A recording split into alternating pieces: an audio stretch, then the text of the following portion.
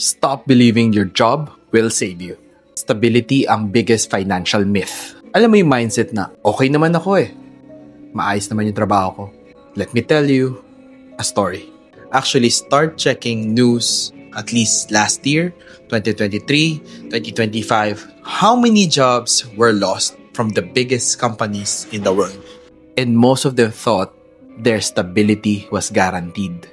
And kung titignan mo pa, email lang ang natanggap nila nung nawalan sila ng trabaho. Yung tipong pagkilala mo yung brand, safe ka kasi malaking kumpanya yan. Pero ngayon, hindi na yan totoo because companies evolve, markets shift, technology replaces roles. And ito ang hard reality. Hindi mo kontrolado kung kailan ka mawawalan ng trabaho. Pero ang tanong, meron ka bang control over your skills, your income streams, or your growth? That's a solid yes. Yan ang hindi tinuturo sa school or sa corporate. Stability is no longer a job, but it's your skill set. The moment I realized that stability can disappear, doon nagbago ang direksyon ng buhay ko. Nag-aral ako ng finance, nag-aral ako ng tech, nag-build ako ng personal brand, naghanap ako ng paraan para mabuhay ako ng hindi paycheck to paycheck.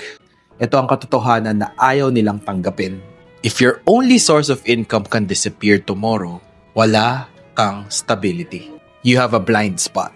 You don't need to quit your job, but you need to build skills. You need to expand your opportunities. You need to create leverage. Dahil sa panahon ngayon, ang security hindi yan binibigay sa'yo. Security is something that you build for yourself.